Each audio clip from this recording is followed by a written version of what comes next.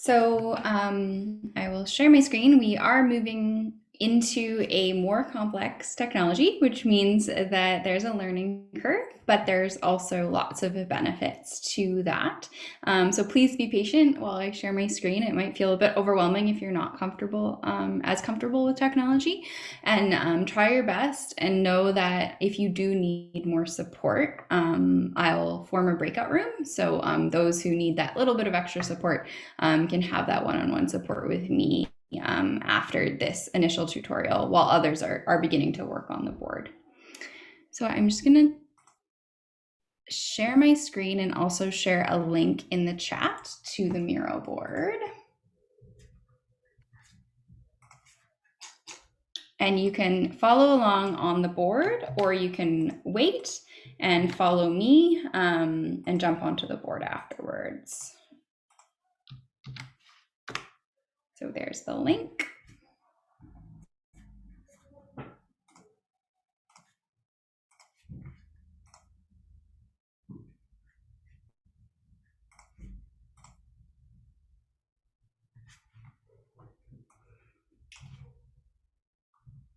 So here is our board, which we'll be using today. And with Miro, one of the most important things is navigation. So this is going to allow us to make sticky notes just like we did with Jamboard before, so that we can collect as much content as possible. But this allows us to design the board in such a way that we can get feedback in a more streamlined way and get more feedback in a shorter amount of time. So this here is our CBRD Airshed Roundtable instructions. So this is just an overview of what we'll be doing today on your screen. But before we go through that, I'm going to let you know how to navigate using Miro. So there's two different ways you can use to navigate. The first thing you'll want to do, though, is if you have a pop-up at the bottom of your screen in the middle that says showing updated changes, it'll be a gray box. Just click on that box to make it go away. Because that's just going to create more noise on the board and make it a bit confusing. So that's the first thing to do. If you have a box on the bottom of your screen, click on that to make it go away, so you don't have to see what everyone else is doing. Another thing that can make things easier on the board is to hide other people's cursors. So on the top middle of your screen, I'm hovering over this arrow here that says show collaborators cursors. And if I click on that, I'll be able to see everyone. So I can see where everybody is, what everybody's doing, and that can just get a bit noisy. So if you hover over it, you can click and they disappear. So if that's black, that means that you've hidden other people's cursors.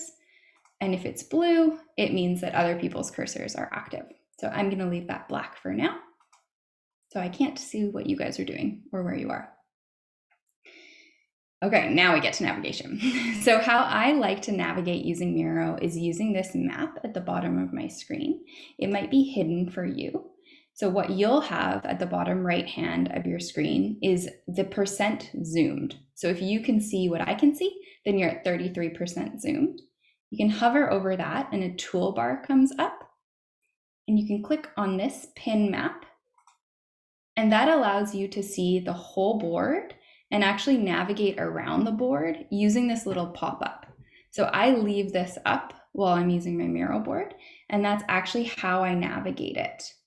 So I can see here's the Roundtable round, here's the instructions, and down here are the hidden elements, which we'll get to in a few moments.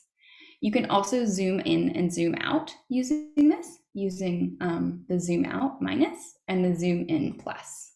And that's going to be really important because we have a lot of content on the board and you'll want to zoom in to be able to read it and provide feedback, and then zoom out to see the bigger picture and navigate around more easily. So this is how I like to navigate. There is another way to navigate using Miro, which I'll show you because it can make things frustrating, basically. So if you have a cursor, that means that you can interact with the board.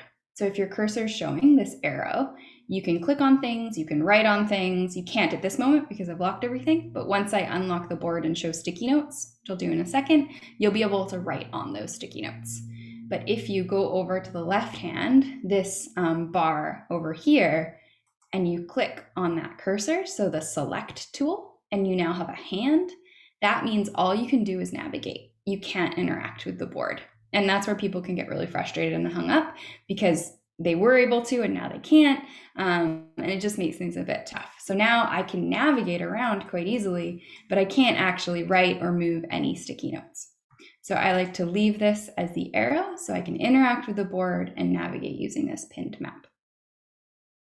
Now, if we'd like to practice, because I have this power, will unlock this portion, so this vision statement. So if you're able to practice your navigation, navigate over to the vision statement and move a sticky note. So if everyone wants to come over to this area, select any sticky note you'd like the guests are doing right now, and move it on to this "Do you support the vision statement?" You can also practice typing in the sticky note. So you can click and type test, type whatever you'd like, coffee, tea. We can have a little voting. And that's what we'll be using today. So that's all you need to know how to do, is to navigate, to be able to review the material that's on the board, and then to be able to move sticky notes and write your comments on those sticky notes. So I can't see faces or hear anyone, but it looks like people are moving the sticky notes. So something is getting through, which is wonderful. And yeah, that is what you need to know. And if anyone is still struggling after we've been through this, like I said, just raise your hand. And after I go over the activity, we can go in a breakout room and I'll just give you a bit more support on this. But in general, are we all okay? I'm seeing a hand up. So yeah, we can go in a breakout room for sure, and I can give you more support. Great. Okay. So our activity, Carrie, do you want me to go over it, or would you like me to pass it back to you to go over it? Go for it. Go over it? Okay, great. So for the next 5 minutes, we're going to be using the sticky notes that you just used to test. So you can change the text in the sticky notes that you just moved around. Review the vision and the principles. So these are things you've seen before. They've been, being updated through feedback from you and the Roundtable. And we're looking for that final sort of confirmation and validation is, are we covering everything? Is this something that you support? And so the first step is read the vision statement. Tell us, do you support the vision statement? And I'll just zoom in here so everyone can see the text. Reviewing this vision statement here. Do you support the vision statement? Giving us some feedback around any areas you might particularly support, or just saying, yes, I support it, confirming. And then saying if you have any outstanding concerns related to the vision statement that you would like us to take away. The next step is to review the principles for the vision, reviewing these statements, and then doing the same thing. So do you support the principles, and do you have any outstanding concerns? So I'm going to set a timer at the bottom here for 5 minutes and let you guys review and provide feedback for this time before we move on to step 2. Did I miss anything, Carrie? Does that sound good? I think that sounds good. Yeah. Okay.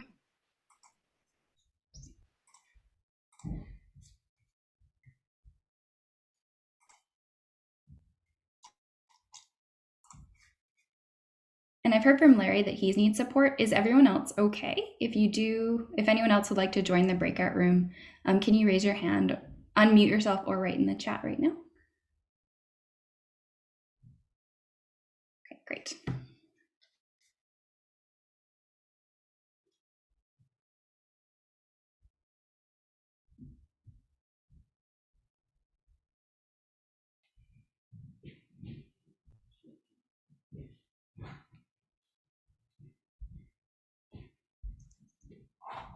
Anna? What did I miss?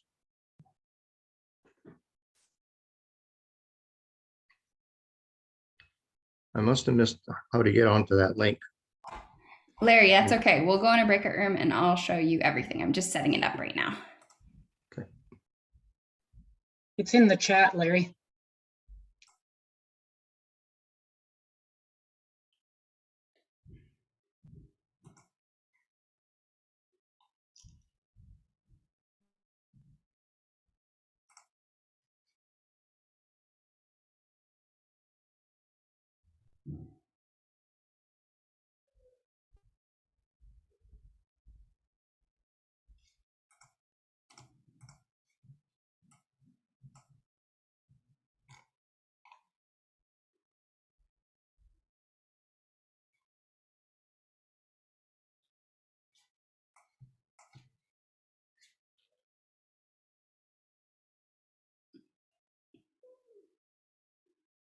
Larry, you should have an invitation there. And if you just click on the breakout room, I'll join you there.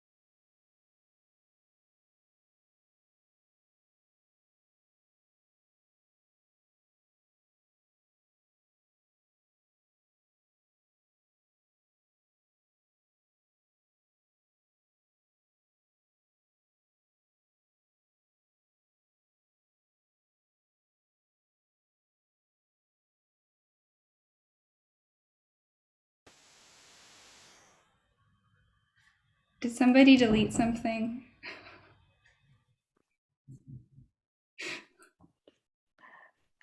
I think I managed to move it behind somehow, possibly. Okay.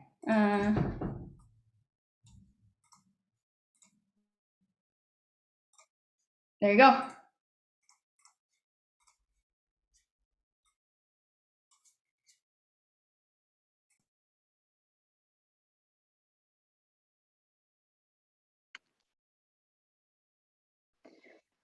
Okay, I apologize for that. That was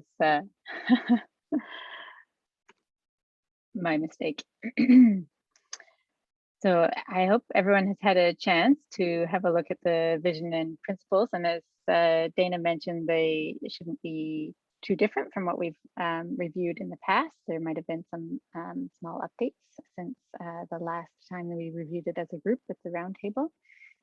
So appreciate any additional comments that you provided. Our next step is to dive into the goals. So again, these are part of the document that was drafted, that sent out last week. So the same information is up on the board here. And it's organized to have, we have the three core goal statements in the purple, if you move down into the goal area of the board. And then with each goal statement, there are the sub goal statements. And so those are available just to the right of each of the goal statements. And so for goal 1, achieve measurable reductions in fine particulate matter levels to protect public health. So that's the big goal statement. And then within that, we've got 5 sub goals that focus on the different sources. And you'll see that a couple of those reference the prioritizing core settlement areas, which is what Alana spoke to at the beginning, and Tarek. And so that was the preface for understanding why that language is in here now. So again, you've seen these goal statements in the past, but they have been updated slightly based on the working group discussions and then further discussion at the steering committee. And so we'd like to spend the next, is it 5 minutes? Well, we'll give you 10 minutes to have a look at each of these goal statements and provide feedback on them using the stickies in the same format.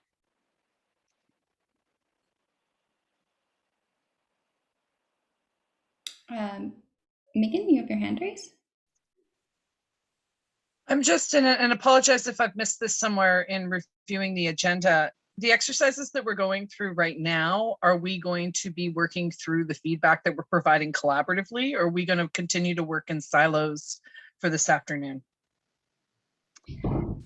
Yeah, the intention is to spend a few more minutes writing down your feedback, and then we'll do a full roundtable on where you can summarize the key things that you'd like to speak about on these elements.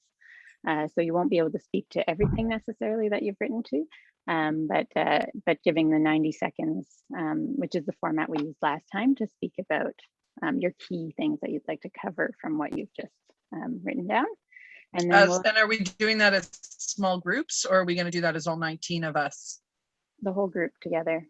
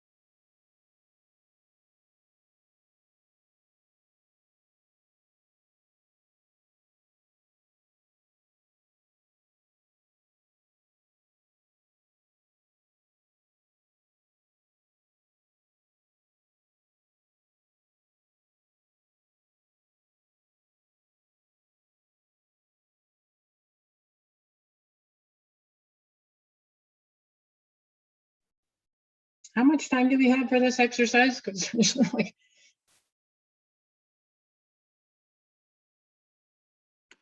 I mean, The counter is going on. It's about 8 minutes remaining okay. on this exercise.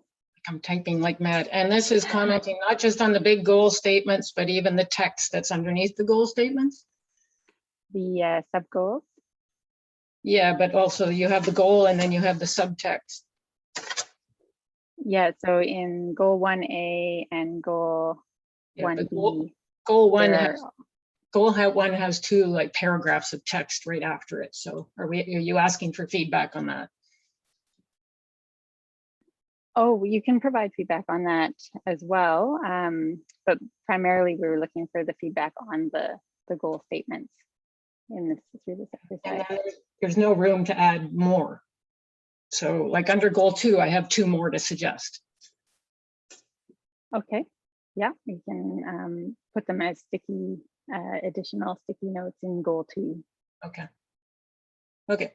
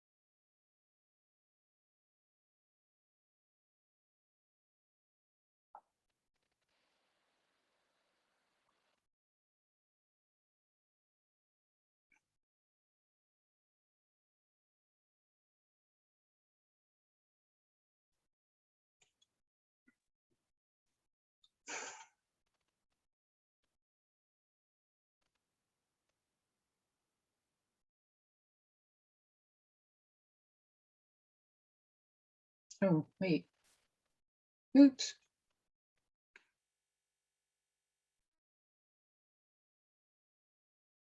Wait a minute.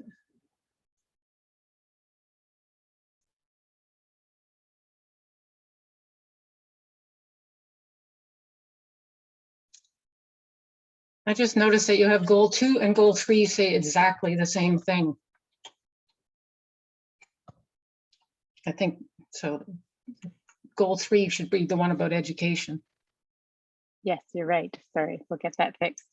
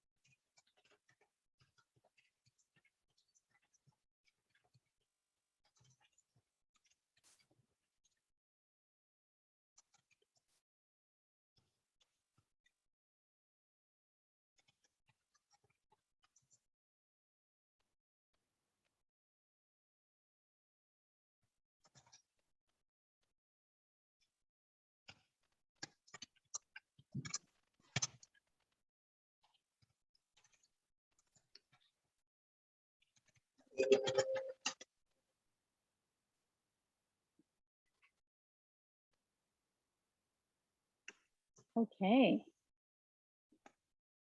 So even if you haven't had enough time to put in all of your comments, this Miro board will continue to be available. So you can continue to add things to it even after today's meeting.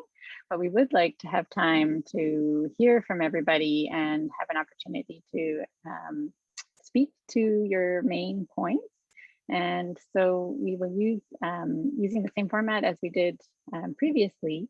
We'll go around the roundtable in the order that we've got up on the Miro board, and just ask that each of you take up to 90 seconds to highlight your key feedback, concerns, or support for the vision, the principles, and the goal statements that we've got up there.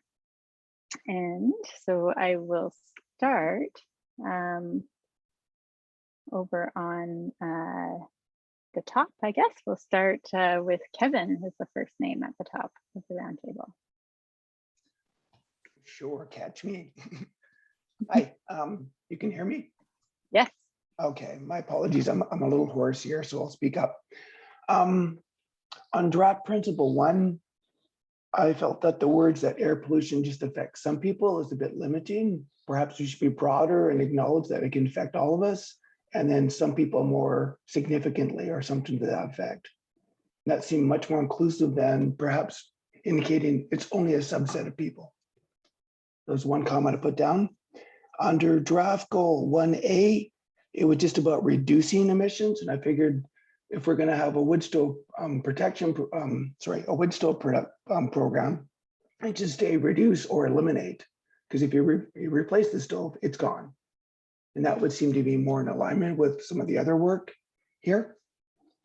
Both goal A and 1 and B, I like the alternate wording, the simpler, more specific wording. I think that's much more relatable. I think I put this in the wrong spot, but under education, we talked about putting up air quality signs, much like, you know, wood burning, sort of burning hazard signs or forest fire signs. And that could be a really easy and simple way to start the education. But people drive by it, it changes once in a while, what's going on, right? And the last one on, I think it's 1D item 4, but the biomass and exploring markets. I think it should say specifically, but not for burning, either, you know, burning biomass either locally or to export the technology, because that's sort of counterproductive. That's my key points. Great, thank you, Kevin. And we will have a chance to dive into the more detailed actions after we take a break. So right now we're sort of focused on the goal statements. I just went through the bunch of them, but thanks. Awesome, yeah, great, thank you. Okay, next I'll ask Karen to speak.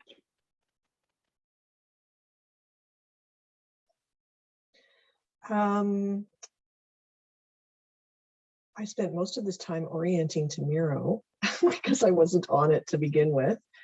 Overall, I'm happy with everything. I think any of my suggestions would be just, you know, smaller word semantics, like relationship instead of connection, little things like that. So I am generally happy overall with the goals.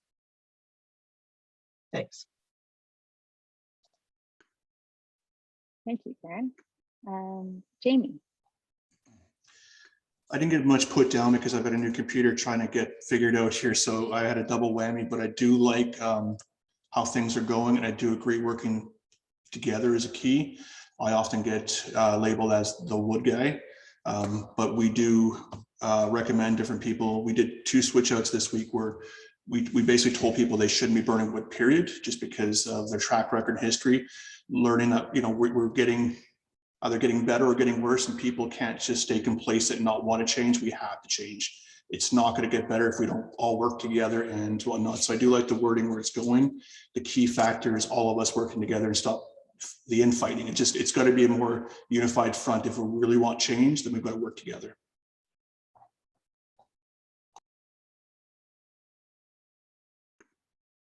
Great, thank you, Jamie.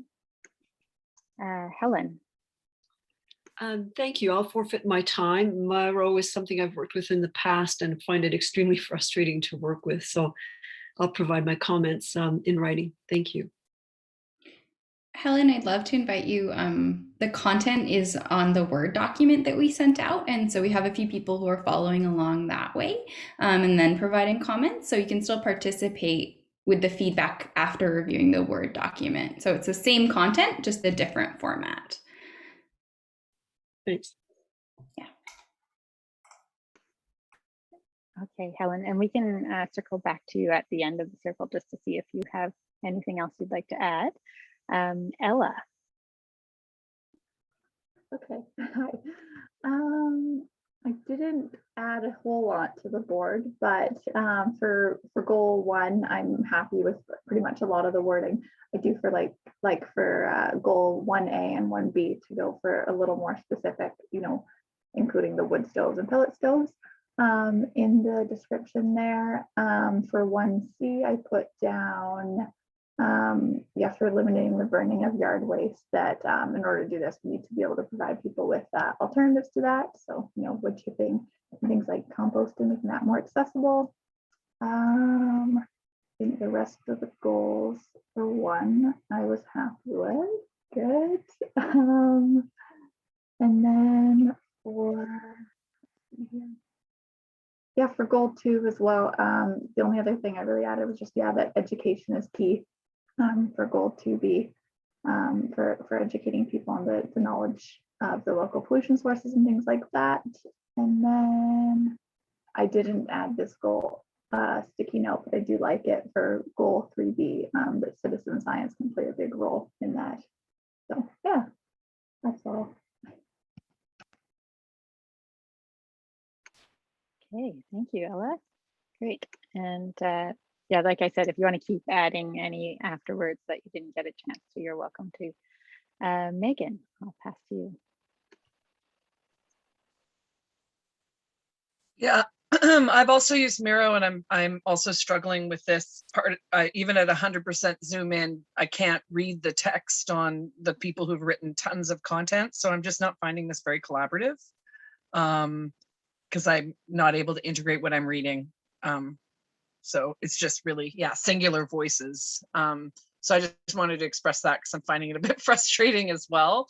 So I will, and I'm zoomed right in. That's why I tried to use less words. So I'm sorry that I can't sort of integrate what some of the other people are saying. I think my main comments here were that some simplicity in language related to the solid burning fuel devices, and that's reflected in option 2 in goal 1B, to be a bit more specific around what that terminology means. I assume there'll be a glossary to the final report, but anytime we're not using plain language that people use in their day-to-day speech, I think there's a missed opportunity there.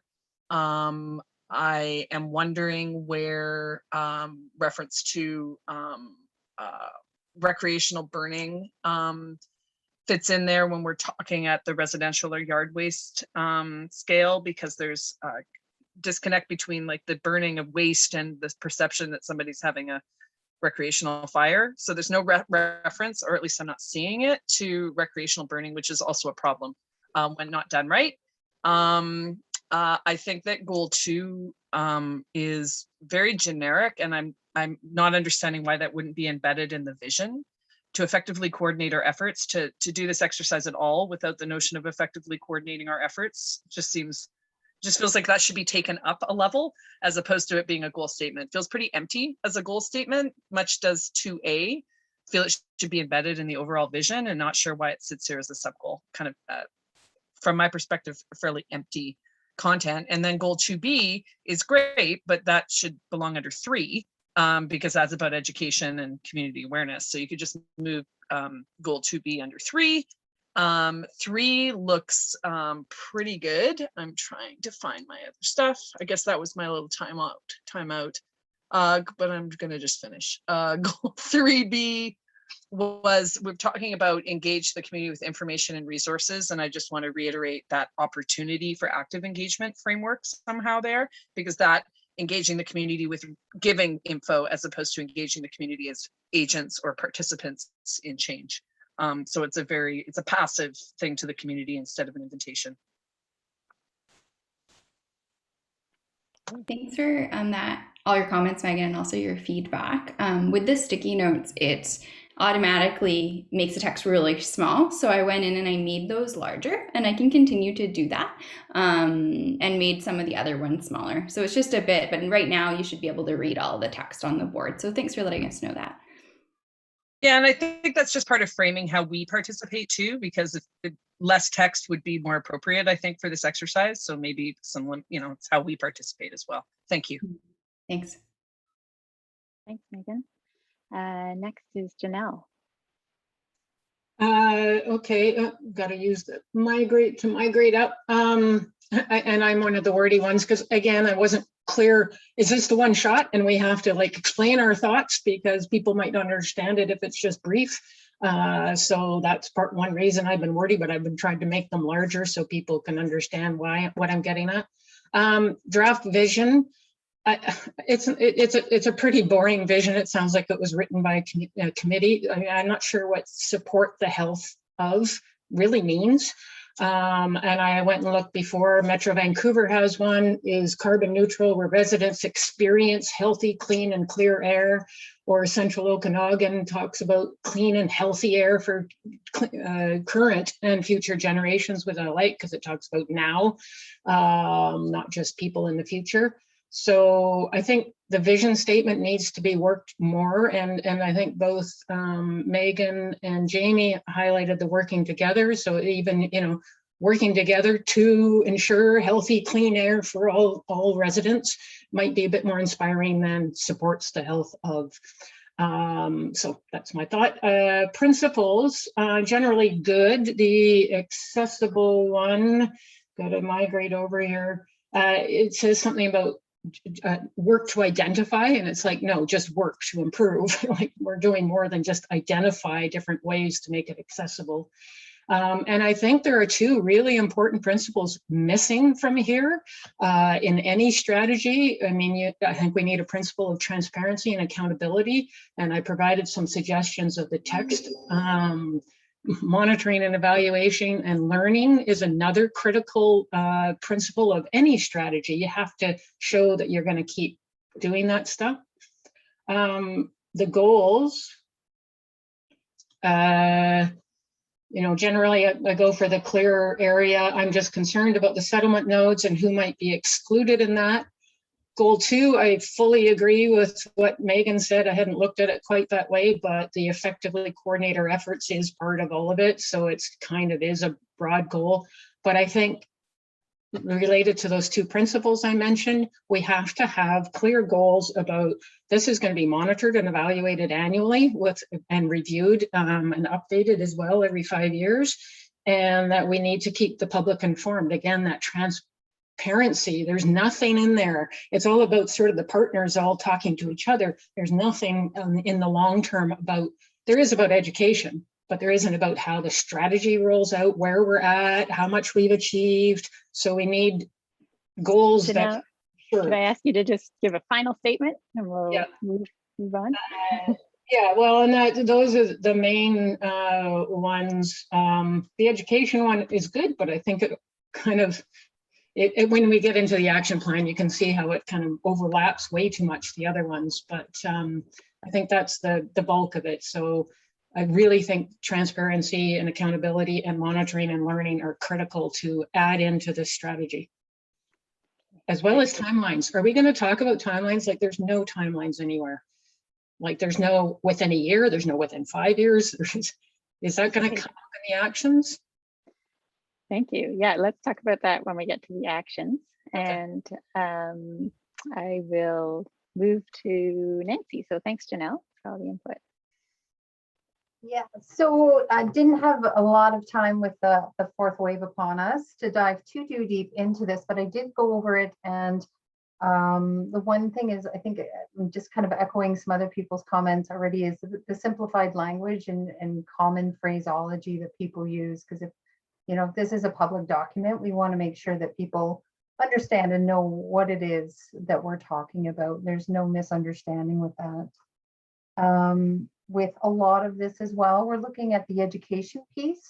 So I'm wondering, like, how do we communicate improvement. So what is our baseline, and should we establish some type of annual reporting, almost like what's our report card, like, hey, region, here's where we were a year ago, here's where we are today, we're making improvements, we still have further to go, or something like that. So how do we link in the education piece?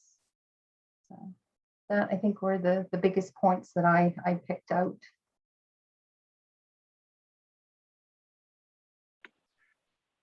Thank you, Nancy. And next I'll go to Christy.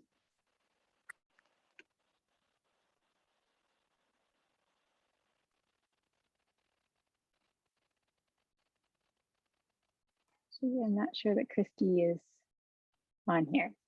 And Elaine?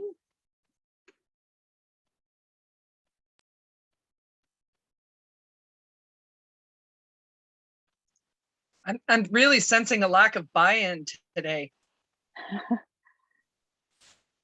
And I mean, I'm sitting in a 3-hour meeting. I'm going to just jump in. I was going to just send it as a private note. I'm sitting in a 3-hour meeting, and I'm feeling a lack of participation by a portion, be it capacity or interest.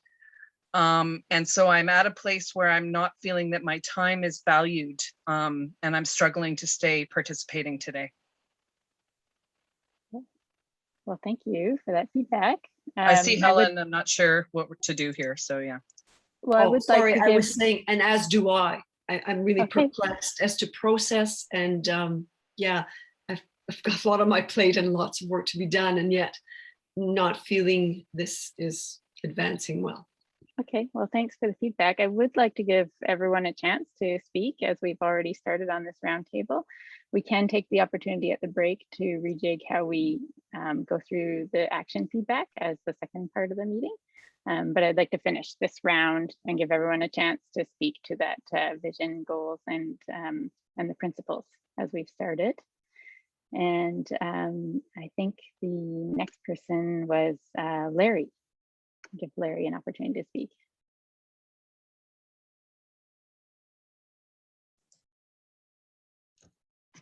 Okay.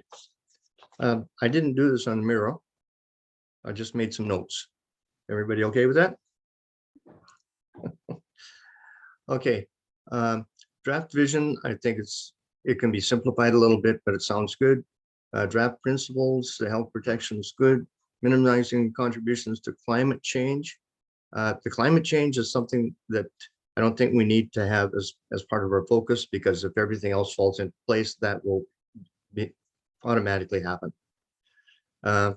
The innovative and evidence-based approaches, I think we still need more monitoring. And if I heard it correct, there is going to be some funding becoming available for more monitoring, so that we have a better understanding of where our real concerns are. Draft goals, number one, it's pretty good. I still think that some of the data on wood stoves, pellet stoves used in homes and the backyard and burning information, I think some of that is flawed and incomplete. But once we have some monitors back in place, that may correct itself. The key strategies, 1A, 1B, 1C, 1D, I think we're all very good. 1E, reduce emissions from transportation systems. That's actually a federal matter. And I think we better use our time for things more locally, like lobby some of our local governments to really look through what they are doing when they're doing some of their road improvements and such. Ain't it pretty, ain't it nice? It's causing a lot of little bottlenecks of traffic congestion where cars and trucks are sitting and idling and spewing out emissions. In number 2, that first statement there, the last sentence on there also highlights the importance of continuing to gather data and research to inform efforts. That's the most important line in there. 2A is excellent. 2B, continually expand our knowledge. I'd invite anybody to take a ride around the Comox Valley this fall. There is burning going on everywhere, especially backyards and all kinds of things. I've taken dozens and dozens of pictures over the last year. Be glad to share those if anybody has any interest in that. And number 3, educate and involve the community. I'm 100% on that whole part of it. And I think there's lots of places that we can utilize different venues to share the information and educate people. Thank you. Great, thank you, Larry. And next is Daniel. Yeah, so I'll just, since we're doing this, I'll give you feedback on Miro. It's working fine for me. I've got 0 issues, and I can read all the sticky notes, so no issues there. The only thing I put for some feedback here, goal 1D, I would like some more definition in there. What kind of alternatives are we going to be promoting and advocating here? It's pretty loose, without any kind of definition. These non-residential landowners, farmers, timber landowners, whatever, you know, we need to make sure it's a financially viable alternative for these folks, and not more of a carrot approach than stick. So it's not going to be just a thou shalt not burn. Like it could be you can do this instead.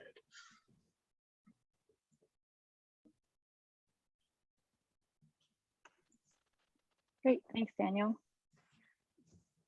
And I think the final person is Tracy, who said she's not able to provide her feedback verbally today, but she did. I'll provide the feedback that she sent to me. So the goal 1, she has concerns related to goal 1 principles and the limitation to core settlement areas.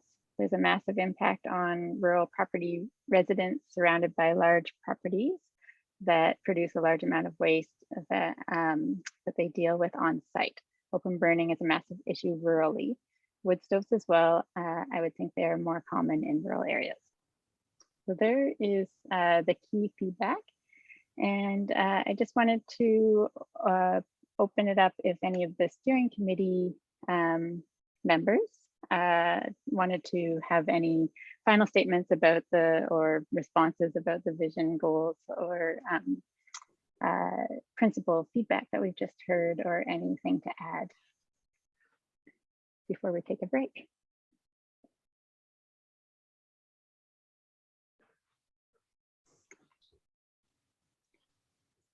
Eric? Yeah, really appreciate all the comments and feedback we got today, and I agree with the majority of them. I think they point to some important things that we can implement. In terms of the goal statements, I like goal 1, A through E. I think all of them have a role to play. I just wanted to comment on the feedback about goal 2 being a bit nebulous, and I think perhaps it might be better if we were more specific and talked a little bit about, you know, coordinating efforts doesn't say much and it is vague, so that's been pointed out. But we can also, you know, maybe identify some specific partnerships or some specific alignments that we think would be valuable in achieving this clean air goal or cleaner air goal. So, you know, for example, specifically talking about working with government agencies, industry-sponsored applied research and academic research. All those things are things that we could point to that help build that out and perhaps give it a little bit more meat.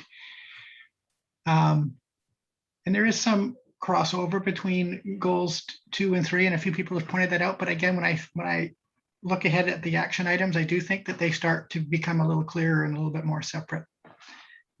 Anyway, that was just some thoughts on the feedback that we've had.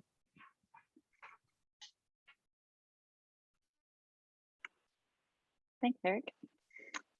Any other steering committee comments before we take a break?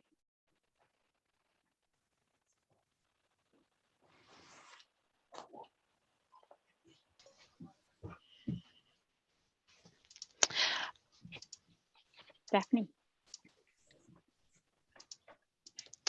Sorry, I don't know why I keep switching my video on and off there. Like, yeah, I just want to, thanks to everybody for all those contributions, like, because a lot of the going through this process and still understanding that there's still a lot more work to be done, and even because this is such a this group is really passionate about this topic. So of course, I know that maybe some of you are experiencing some frustration, but definitely we value all these opinions and the notes that have been added to this process, especially in light of the vision that it lacks passion and personality, and we want that to be representative of the different stakeholders, which everybody here does represent. So yeah, I think that's most of what I want to say, and hope and I think about the core settlement areas. I know we have prioritized them in terms of starting with those areas. However, we're not canceling out areas that show that might have issues that affect the health of the people within those locations. Those are still areas that could be identified. It might be hard to identify them right now, especially when we don't have monitoring for specific areas, but those areas are not cut out because of definition of core settlement areas. Is a way to give us direction and start and grow from somewhere. Thank you.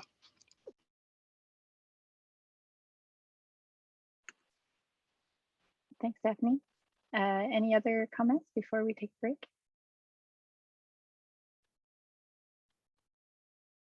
Okay, thanks everyone. So we'll take a 10-minute break, and the intention is to dive into a little bit more. And that's something that we've heard at previous meetings, is that really being able to hear what everybody has to say is great when we stay in the session together rather than breaking out into the small breakout groups. So that's sort of part of the reason for the format of what we're doing. And because there's only a limited amount of time everybody gets to speak, we wanted to offer also a second way to take written notes as well. So this is how we've come up with this format, doing our best to make it interactive, but also give everyone a chance to speak. And we'll continue to work on that for the next roundtable meeting. For today, what we'd like to do is still go ahead with having 2 more rounds of feedback from everyone. The first one focusing on what the key actions are that have been identified for goal 1 for all the different areas of goal 1. And then a second round of feedback for all the different actions that have been identified for goal 2 and 3 together. And so what I'll do, just while you can go ahead and put comments on the Miro board, or you can take your own notes separately. Totally fine, and send them to us afterwards. We're happy with either format. So don't feel like obligated to write on the board, but that's the only format. Certainly happy to receive your feedback otherwise. And while you're doing that, I'll run through and read out what each of the different actions are that have been identified. And then once I've gone through all those, we'll do a round and have everyone provide their key feedback to the group. And if you want to put things on the board that you're having trouble with it, feel free to throw it in the chat, and Dana can help with putting those up on the board as well. So a few different options available to everyone. So, yeah. Oh, go ahead. Yeah, I'll share my screen so that we can all go through them together. And if you want to write feedback specific to one goal as we're going over that goal, then people will be able to see it on my screen. We'll just allow a bit more of that interactivity for those of you who can't follow along on the Miro board. So I'm just going to share my screen right now with the Miro board and just explain to you how we've set this up. So as you know from the document we sent in advance, there was a lovely table with all the actions that have been brought forward through the process to date. And we had different categories. So I set up this Miro board just like you saw the table in your Word document, which if you have that open, you can see that right now. So those of you who are working in that format. So basically the columns are the goals, or the sub goals rather. So each column represents a sub goal. So there's goal 1A, reduce wood stove smoke. Goal 1B, phase out wood stoves. So a shortened version of the longer sub goals, which we just went over. And these are the actions pertaining to them under here in the blue. So I'll go through this with Cariad, but just so you know, there's the first goal column and the second goal column. And then the rows pertain to the different categories of goals, which all sort of came up in common within the different sub goals. So here's data and research.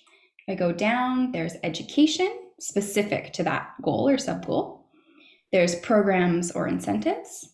And then there's regulation or advocacy. So for now, we're going to go over these first goal 1A and goal 1B together while you guys are providing feedback either on the document or on the Miro board. And then we'll move on to goal 1C and D, the open burning ones. And then we'll move on to goals 2 and goal 3. So really trying to get all the feedback in we can today. So I will pass it back to you, Cariad, and I will continue to share my screen. And if you do have any thoughts you'd like to add in the chat, you're not able to add them, please do, and I will add them in a sticky note for you. Can I just clarify, sorry, are we doing like all the data research stuff first and then going like or all the goals and then going down to education and then doing all the education and going all the goals? Or are you going goal 1A and you're going to look at the data research education? That's exactly it. So we're going to do goal 1A first. Cariad will go through that. The whole way down. Okay. Yeah, that's right. And I think I'll do 1A and 1B at the same time because they're similar but different. So we'll go through the data and research for the 1A and 1B at the same time. So 1A, remembering it's a broad reduce smoke from wood stoves that are in operation, and 1B focusing on phasing out burning in those core settlement areas. So that's the distinction between 1A and B. So the first one on data and research we've got on 1A is to collect and maintain data on the number of wood stoves operating and the type of wood stoves operating. So that serves as a basis of information that helps inform a lot of the other actions that are identified further below. In 1B, we've got conducting an assessment on societal costs of wood stove smoke. And we've also got number 2, which is to collect, review, and publish data that compares space heating and cooling options, looking at particulate emissions, climate impacts, costs, because these are a lot of different reasons that come up when we talk about whether or not wood burning is good for the climate or not, whether it's cost effective or not. So having that base of data and information that we can use as we develop programs was the core part of the data research component. So those are the key actions under the data research piece. And then Dana, if we can scroll down to the next segment. And in this case, this is education that is specific to the goal area. So we do have a whole broader education outreach and awareness goal area. Now, specific to goal 1A, there's an interest in targeted strategies to roll out cleaner burning education. So not necessarily broad messages for everyone, but really targeted at those that are burning, and finding avenues to get information and education out to those that are burning on cleaner ways to do so. So that's the education piece. There was just a comment in the chat, Cariad, around calling actions goals, and I just wondered if you could clarify for us that might have been me confusing goals and actions, but just to say that these are all actions we're going through, which are underneath the goals we just went over. Yes, oh, you're right. The statement here says feedback on goal 1A.2. It should be action. So these are the actions, yes, that we're currently going through. And perhaps we can move down. I'll give folks a minute to think about, ponder on those maybe. And the next piece, oh, I see a hand raised. Megan, did you want to ask the question? Just again, I'm trying to get clarity because this, I feel like we did some pretty good work to get to these actions. And And instead of drilling down to a further point, we're just opening up a feedback loop on a bunch of work that we've done. And we don't even, and we have some attrition also in participation. So can you, what is your goal? What is your goal here? The goal here is, are you testing these against us, or are we opening them all up again? Like, this is a very strange process to me, given that we spent a lot of time in those subgroups last time working on this stuff. So you want our feedback, but we've already done that feedback. So is it more like, are we on track or not on track? This feels more like a sticky note or a colored dot exercise than writing more content. Otherwise, we're just kind of going in circles. Yeah, thanks, Megan. I guess it's a little bit of both. So for those that participated in the working groups have really had an opportunity to discuss these at length and have formulated a really good basis that we've brought forward. But for the rest of the roundtable, this is their first time seeing all of those actions, at least when we sent them out last week, all put together. And so it is an opportunity to reflect. Have we covered all the bases? Are we supportive of these moving forward into public engagement? And so it's a litmus test. Have we covered everything? Do you have any concerns with these ones right now for the roundtable? This is the opportunity.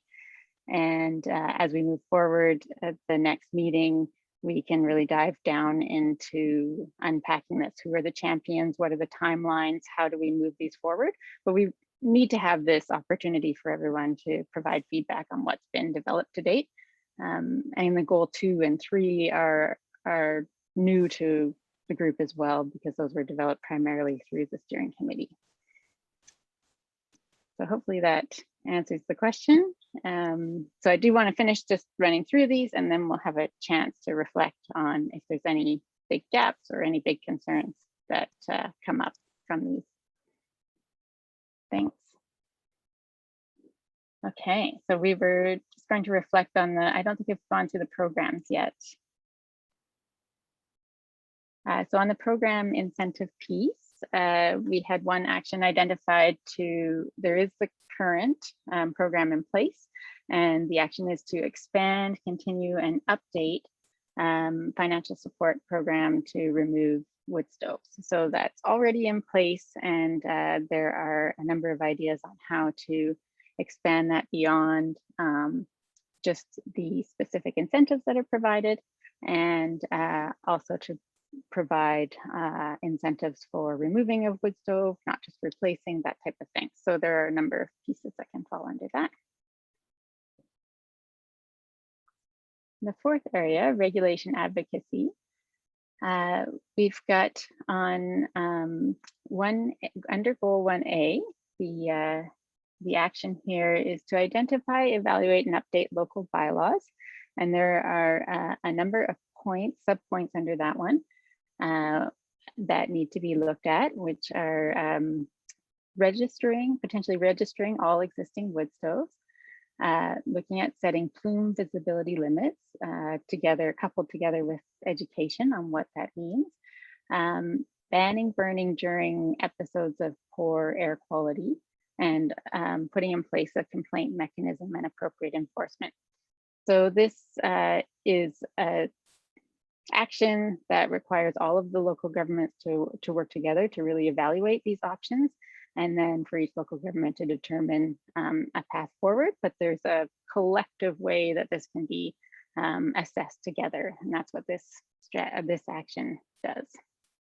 And then under 1B, we've got develop local bylaws that phase out use of wood stoves in core settlement areas.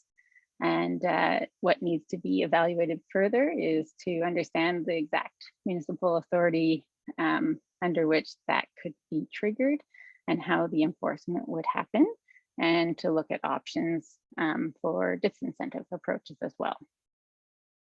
So those are the key regulation advocacy actions. And then do we have a partnership action on that one? No, okay. So that covers in a snapshot the goal 1A and 1B actions that are under there. And next, I wanted to run through the goal 1C and 1D as well. Sorry, I'm missing. When I scroll down under goal 1B, there's like nothing next to the education. There's nothing next to the program incentives, yet you have stuff on the paper part. So you're missing stuff on the Miro. It doesn't reflect what's on the paper under 1B in the program incentive in the education section. So Thanks, Janelle. We'll get to that after, and I'll look into it right now for you. Thanks for catching that. We'll see what's up. Okay, thanks. Okay, so when we look at goal 1C and 1D, these working groups, it was one common working group, and we split the discussion into how to handle burning in yard waste in particular, and alternatives to open burning in outside of residential areas. So sort of focused on the residential areas first, and then to the non-residential areas. And that was two very different discussions. As Daniel had identified before, the 1D really focuses on those more industry-focused areas, sources of burning. 1C is more of the residential personal sources of burning.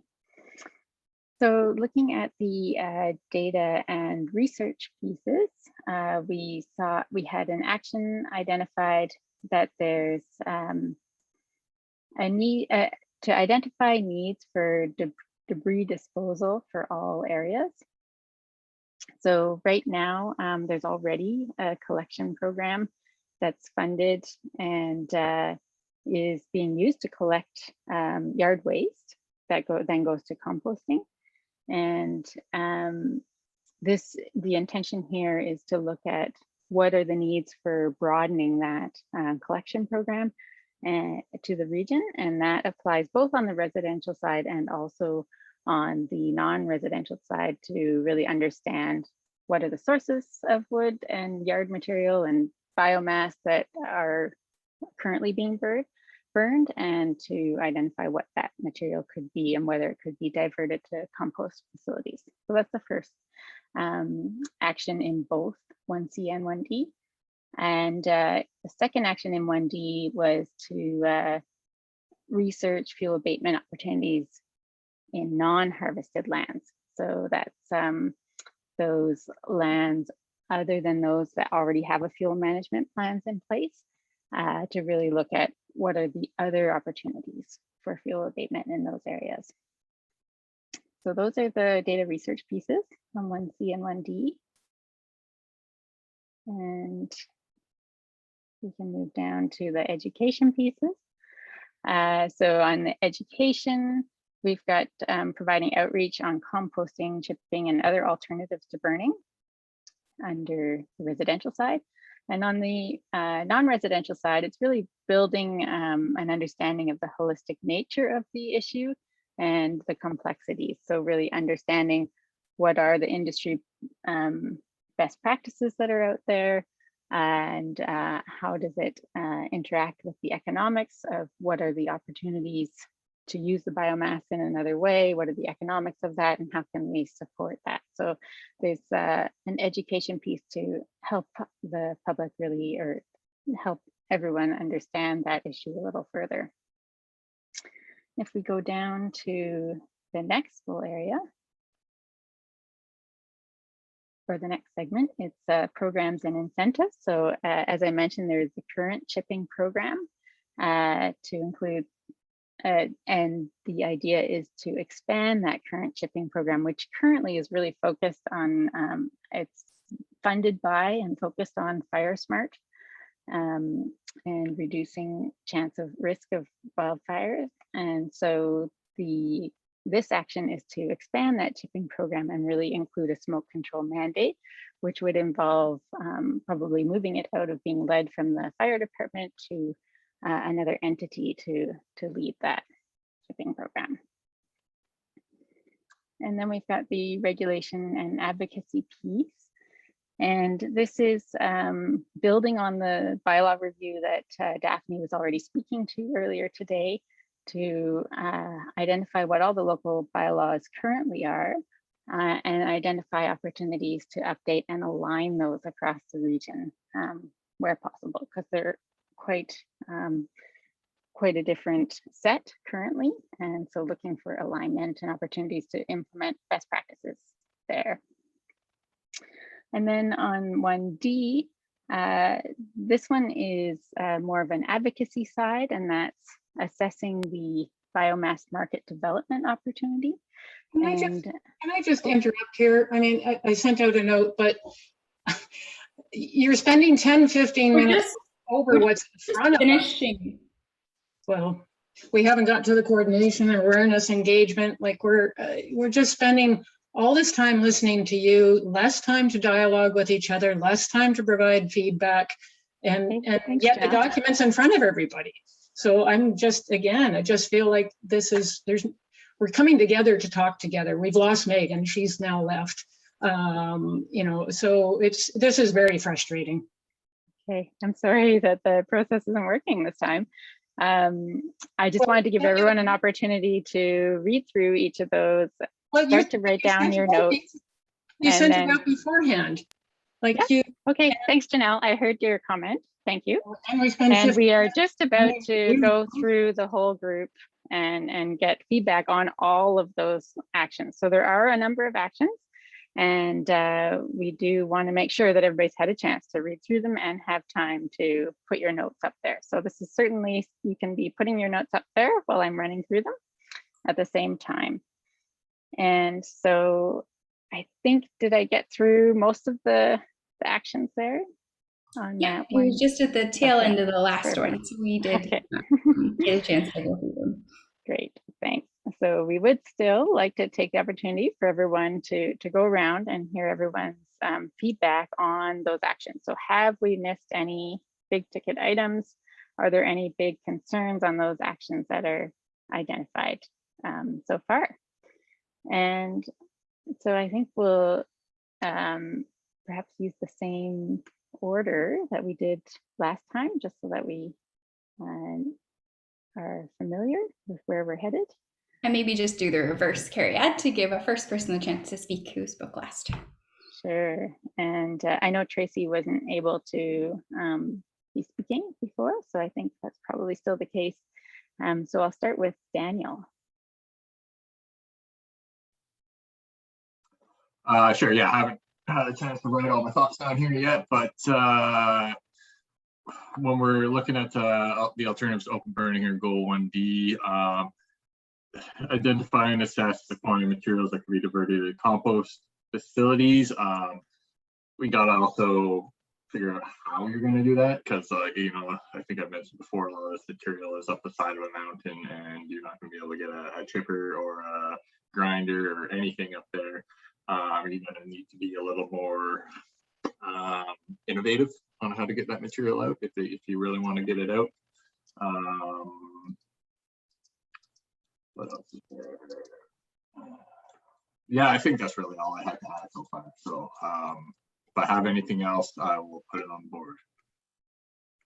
Great. Thanks, Daniel.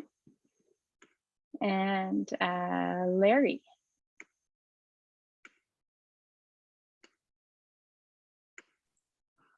Okay, again, I wasn't on the mural, but I have made some notes, so if you're good with that. Yeah, perfect. Okay, 1A, 1.2, or 1A.2, all those are all good. In 1A, reduce wood stove smoke. I think a big part of that is, we're going back to the education thing again, and also access. We would reduce wood smoke considerably if there was better access to good, clean, dry, seasoned wood. And, you know, trying to eliminate all the wood stoves and all that kind of stuff in the whole Comox Valley, all that's going to do is make a lot of enemies out of perfectly good neighbors, especially if we get into regulation and, you know, forcing people to write a letter to somebody because they saw some ugly smoke coming out of somebody's chimney once in a while. And conversion, and I don't know where this would fall into it, but I have done a little bit of research. Conversion and converting wood stoves to heat pumps and such is a very expensive process. And I've gotten some quotes from a number of different places, and not adding in the cost, the additional cost of electricity, because your electric costs will go up because you're going to be using it more. Just the installation, purchase and installation alone is going to run anywhere between $12,000 and $14,000 per household. And that amount of money spent on good, clean, dry firewood represents about 15 years of burning for your average wood stove person if they are properly educated in how to season it. Most of the other things that are in on the entire list, the composting and chipping areas to explore, I think, is an important one. And the cost of hydro, just a matter of interest. BC having electric heating systems is not necessarily 100% green. The cost of building Site C, Site C dam, $16 billion. That's $3,200 per person. There was a lot of fossil fuels used between drilling and blasting, explosives, all the equipment that's been running up there. And on top of that, just another matter of interest, BC Hydro is not 100% hydro. That is something that a lot of people aren't aware of. Not on Vancouver, I don't think there's any, maybe one on Vancouver Island, but BC Hydro actually owns 14 diesel operating generating plants in the province. They are also co-partnering with a whole bunch of biomass companies as well, which I think is an awesome way to go. But it's just, I think we need to do a little more research. Thanks, Larry. Sorry. Thank you. Got those notes. Larry's yeah. right. There's also, sorry to jump in, there's also a natural gas fired plant up the Campbell River. They operate on the island, and I see a lot of notes on natural gas and heat pumps, but let's remember natural gas is a fossil fuel and contributes to greenhouse gases, whereas burning wood is more carbon neutral than that. It's just a thought. Great, thanks. And that's exactly what one of the actions is to do a bit more research to get those comparative information side by side of what are the greenhouse gas emission effects, what are the particulate matter effects, and what are the costs. So that feeds in perfectly to that action. Next is Nancy. Just a couple points that I had, and I've got some of them up on the board.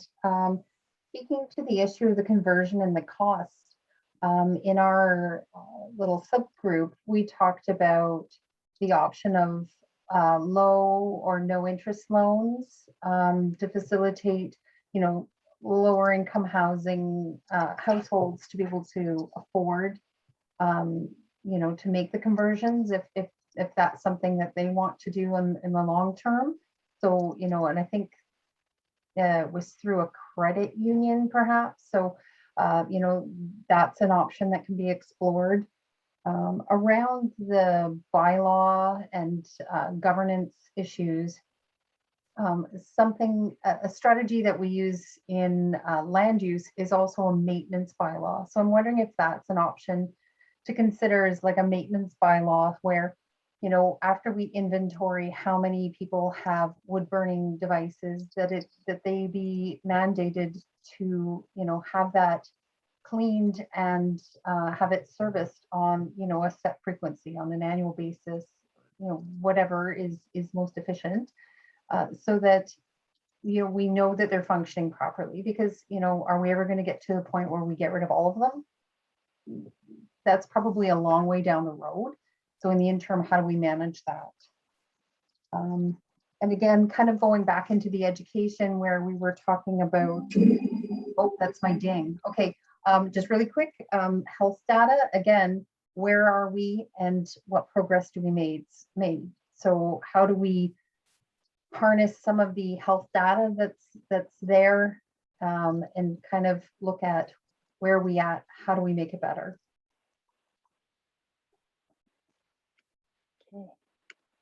Thank you so much, Nancy. Janelle. Yeah, I'm just busy typing, trying to get my thoughts down because it's very difficult to do all of this intensive work in a very condensed time and have a dialogue with people. Just a couple of bigger pictures in terms of the comments earlier about, the impacts of other types of heat. I fully agree from an environmental perspective, there's big issues, but from a health perspective, there's absolutely no form of heat that impacts people's health so extremely here in our communities. Like it's exponentially different based on the fine particulate emissions of any of the other types of heat. So climate change, yes, good arguments there, but health, you've got to keep in mind, this is very different. Wood burning is very different. One broad one that is the under the goal 1C of eliminate yard waste burning. The word eliminate is there, but when I read all the actions, it seems like I don't see anything towards eliminating. It's kind of really a workaround, assuming that bylaws won't just stop yard waste burning. So I'd like to see actions that are firmer, that get at the actual phasing out, eliminating wood burning yard waste burning, sorry, in areas. So that's all I'm going to say for now. I'm just going to keep typing. People can read my notes, post-its. Okay, great, thanks, Janelle. And I think next is Ella. Okay, yeah, I haven't really had a chance to type out all my notes, so when I do that, I will add them up to the board there, but I don't really have any huge pressing issues with any of the actions listed. I think they're all quite good. So yeah, super short. Okay, thanks, Ella. And next is Jamie.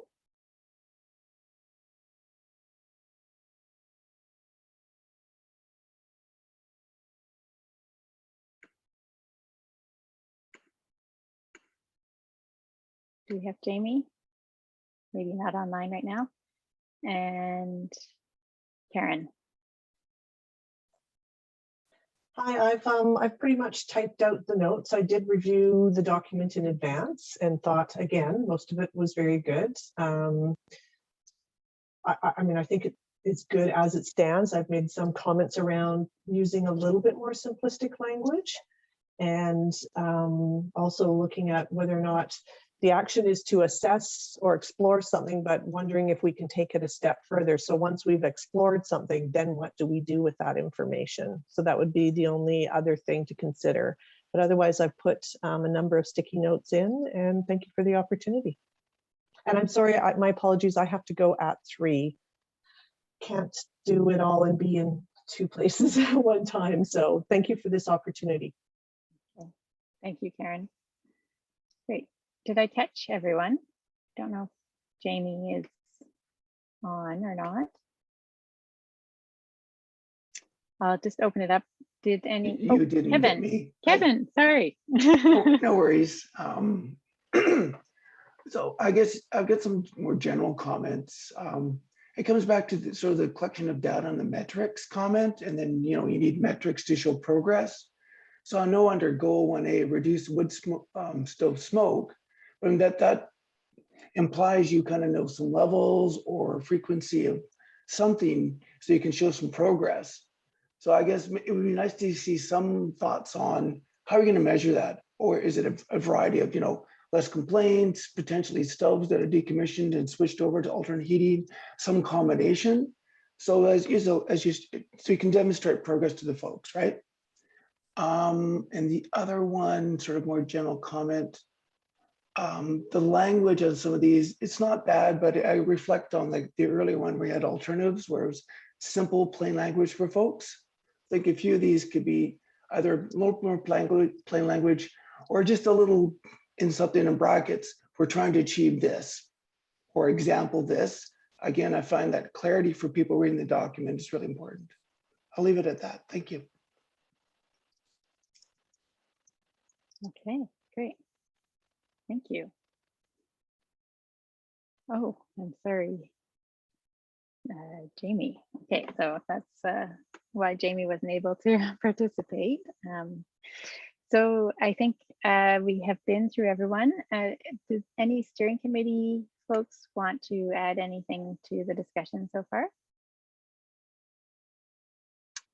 I think Tarek had to step out temporarily and Eric had to leave for class.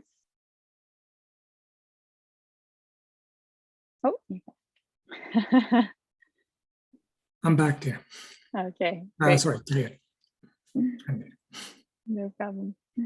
Janine, Tarek, Daphne, did you have anything, or Pete, did you have anything to add to the discussion so far? Not much, but just some good insight coming in there. I know Kevin also just mentioned just connecting some of these goals to the data, that we've got that goal, but then we don't have the data. So that's also something we need to keep in mind. And also, I know just reference to climate action, the climate lens being included, and also still that the focus is also on health. So it's just some good overall insight that's been coming through. So thank you. Exactly. Any other? Pete? I was just going to mention to the group that prior to summer there, I did shoot an email to our fuel management folks, and I'm not sure if Tarek has had a chance to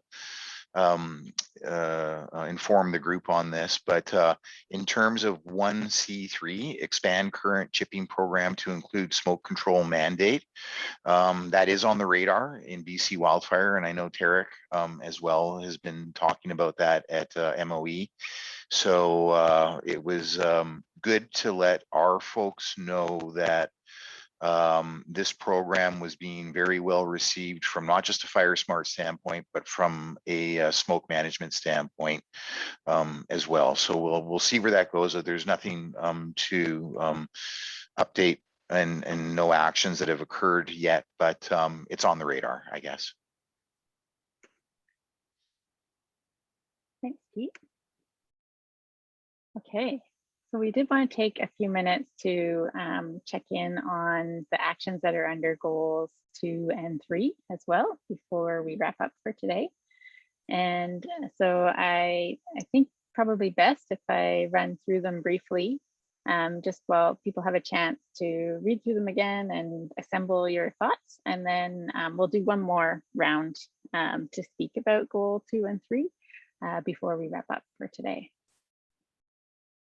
Dana, do you want to share your screen again, or should I just, I can just run through them while people are collecting their thoughts on those ones. So goal 2 was really focused on how we're going to work together, work collaboratively to implement all of this and continue to do it on an ongoing basis, as well as gathering more data and background and information about the actual sources of the emissions and building our knowledge on that front. So that's really what goal 2 encapsulates. And then goal 3 is about broadening the awareness and outreach and engagement more broadly on the topic. And so the first area is on the data and research. We have expand the error monitoring network and conduct ongoing data analysis. So do something with all the data that gets collected. Establishing academic partnerships, including identifying projects and providing seed funding or helping to seek out seed funding for those research projects. And conducting another mobile monitoring study to fill any gaps in the network that we have. And that's to build on a previous mobile monitoring study that was done before. So all of that is to inform all of our actions going forward and really understand where to focus efforts. While goal 3, we've got under this segment to develop an outreach strategy to communicate the health impacts of wood smoke and the link between wood smoke and climate change. So those are the key ones on the data research piece. And if we move down, Dana. On the education, we've got wanting to take all of those monitoring results that are coming in and providing them in an accessible form to public so that people can see and learn from all of that data that's being gathered. And then the second on the second front, it's preparing key messages and ready to go resources to hand out or to point people towards about the health impacts of particulate matter and air pollution. And also to invite Comox First Nations input on that, those resources, and to share with the nation those resources. That's the education piece. And if we move down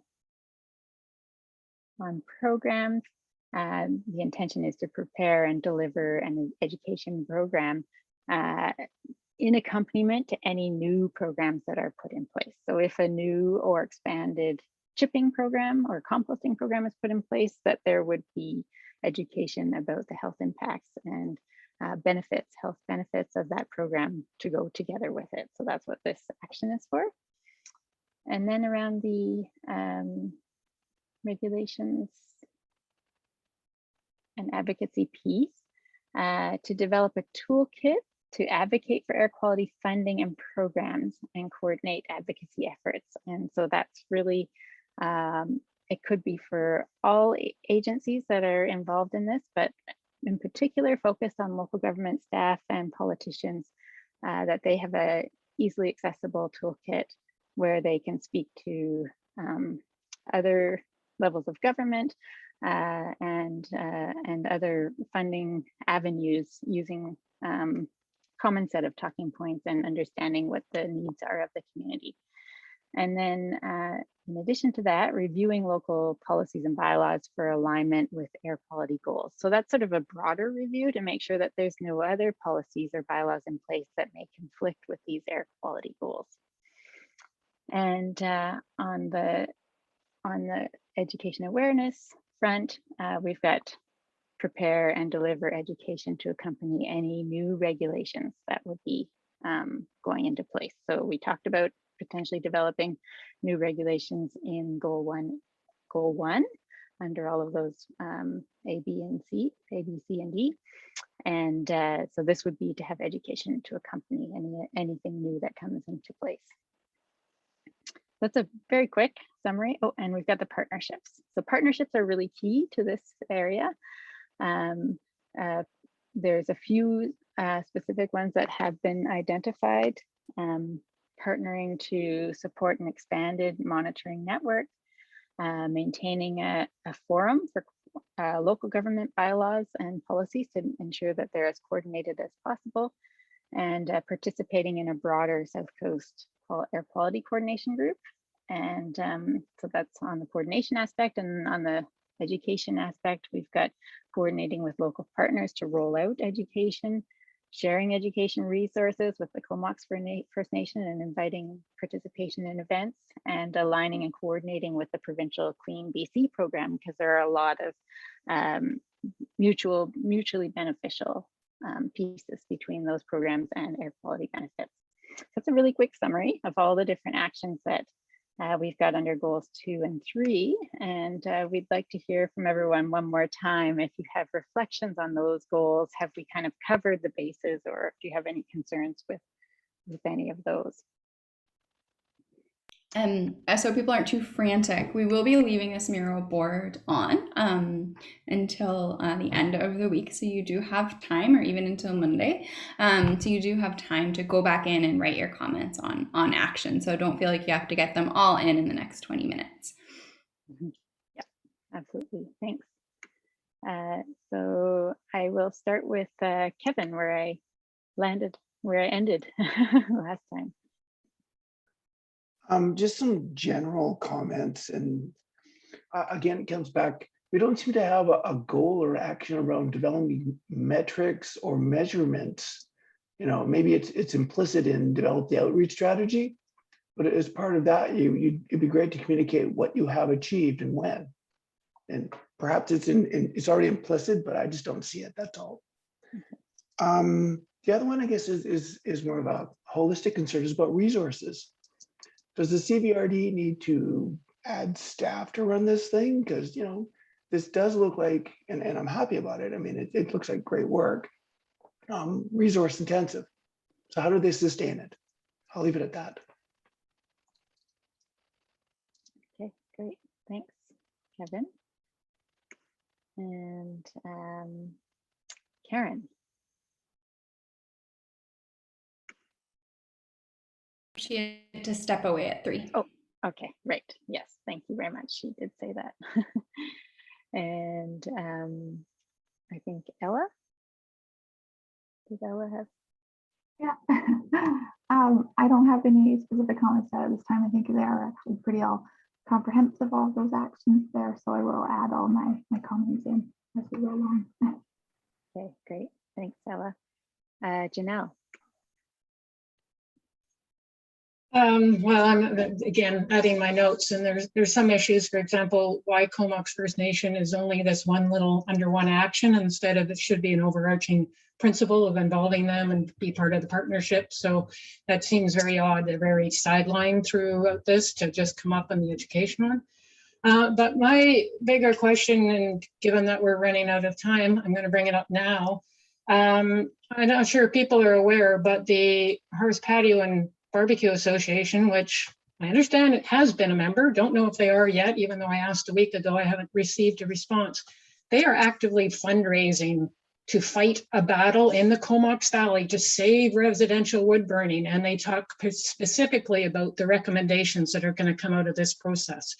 So I'd like to hear and make sure we have time to talk about how this is going to roll out and how the fact that one of the members of this group are preparing to fight a battle to basically shut down anything that might be seen to limit wood, residential wood burning. I mean, they're actively fundraising, and to pretend that's not going to happen is problematic. And I think we need to, as partners in this, we're all going to be involved in helping to communicate this, be aware. I mean, they directly refer to our group, not by name, but clearly our group in this. So this is a big concern about how this, we can talk all we want, but they're going to have a huge campaign this fall to shut down Goal 2 in particular. Okay. Thanks, Janelle, for raising that. And I will just say that the association was a member of the Roundtable, but currently there isn't an appointed person that is local. And so we've asked for an appointee that's local and they haven't provided one. So currently not sitting on the Roundtable, but there is an open spot for them available. And yeah, and thank you for raising the awareness about the campaign. And that's something that we're looking into and certainly preparing for as we prepare for the engagement and the key messages and the formats that we go out with in the fall. And but it's not part of our discussion today. We only have a few minutes left and we did want to finish having some input on these goals and these actions that we've got out there. So I think we'll finish the round, but thank you for raising that so everyone's aware of it. But on the agenda is next steps. So that should be, I'm assuming, because we're not going to have another meeting before this gets rolled out, or are we? The intention is to start rolling it out before our next meeting. Yeah, we have no time to talk about next steps and this particular issue, and which is huge part of next steps. So you're just saying to the Roundtable members, trust us, we'll deal with it? Well, right now, like I said, this is we've organized this meeting so that we can capture the Roundtable input on what we've got in front of everyone, and we will deal with we're developing the education and outreach campaign right now, and we will be touching back as needed with the Roundtable in advance of rolling that out. So I would like to go and finish our circle that we were working on. Nancy, did you have some feedback for us? The one piece of feedback I have is when we're looking at options for getting some of this additional research or information, there is sometimes the opportunity to tap into the Masters of Public Health students out of the University of Victoria. They sometimes, are looking for projects and things that are applicable. So, that's another avenue that we can consider to get some of this research data compiled. But I think that was about it.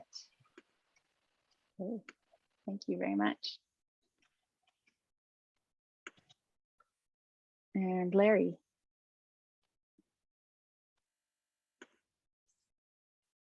Actually, on the last two goals, goal 2 and goal 3, most of the information on there is pretty applicable. I think I think we're sort of on the right track there. I'm not entirely sure how you plan on rolling a lot of the education out to the general public. I look forward to seeing what that's going to look like. One thing that seems to be a bit of a divisive item in everything that we've discussed over the last several meetings are part of the Airshed is to improve the air quality in the Comox Valley. And one term that keeps coming up constantly is wood stoves. I think throughout all this documentation is the term should be wood smoke. That covers everything and doesn't specifically just target one little segment, which creates a certain divisiveness amongst a lot of people. Anyways, other than that, job well done. Thank you. Cool. Thanks. And Daniel. Yeah, a couple points for these ones here. Goal 3, I'm not sure if wood smoke necessarily contributes to climate change. Climate change contributes to more wood smoke by more forest fires burning, absolutely. But wood is more or less carbon neutral. When it burns, it releases CO2. When it decomposes, it releases CO2. So yeah, clarifying the link between those two things, I think, is important. Goal 3.2, Comox First Nations. Yeah, the Comox First Nations are involved in forestry. They have a woodlot or community forest or something along those lines just south of the Comox Valley. So might want to investigate whether or not they are active users of pile burning and stuff like that. So that's something to explore there. And in terms of partnerships, yeah, again, with the Comox First Nations, like talk to them, they could be a great opportunity, additional funding for a potential biomass facility, composting facility, something to use more of this this woody material, whether it's coming from town or out in the woods or whatever. Just have finding a home for this stuff, because if you're going to be sending tons and tons of wood material from rural, urban, and forestry areas instead of burning it, you gotta have something to do. So. Okay, thank you, Daniel. Did I catch everybody? I'm not sure if Tracy came back on, but if anybody else I missed, don't think so. Okay, great. So, and I just wanted to give the steering committee, was there any closing thoughts that Tarek or Daphne or Pete that you have to, or Janine that you have to add now that we've heard from everyone?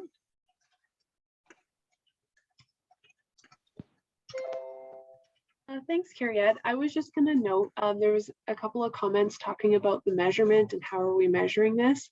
And so that to me seems that there's a need to make the provincial air monitoring station information a little bit more accessible and presented in a way that's understandable to the public. So yeah, that was my thought, but otherwise really great feedback.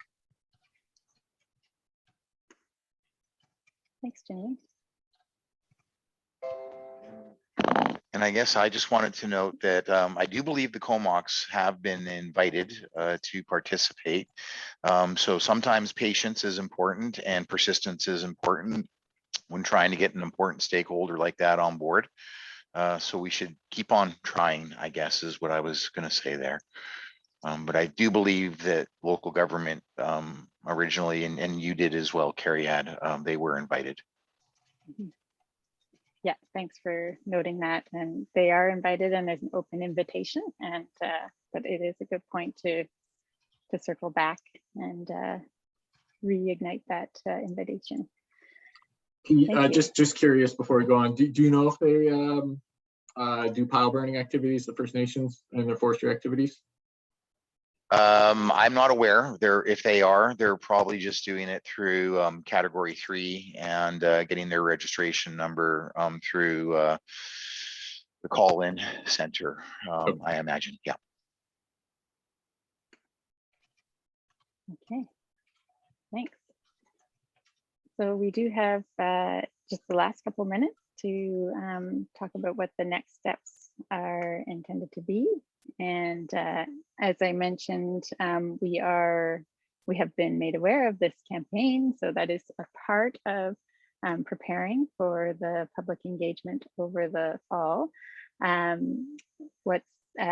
As was mentioned in the overview of what the steering committee has been working on, we have started to develop some key messages that will guide some of that work over the fall and in collaboration with the steering committee.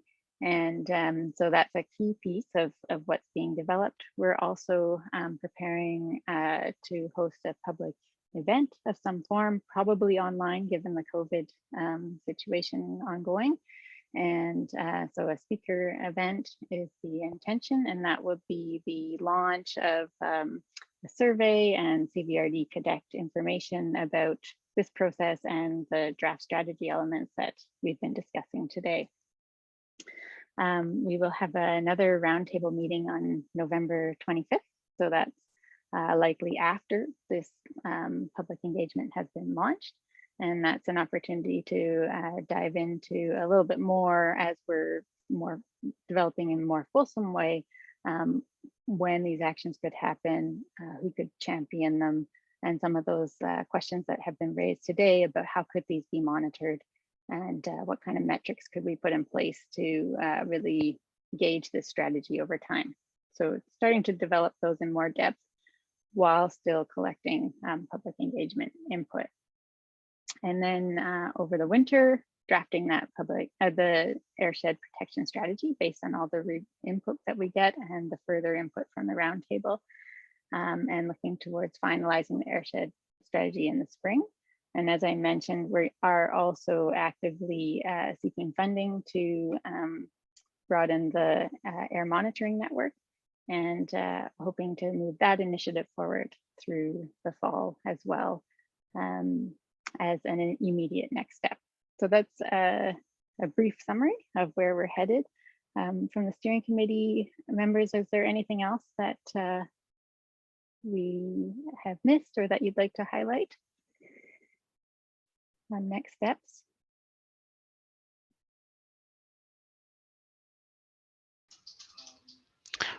I think that's it from me. Thank you, Carrie. Thanks, Daphne. Can I ask what the date is? If we're meeting at November 25th, did you say a date for when you're going to launch the public engagement and how long it's going to last? We haven't set a date yet. We are still organizing that.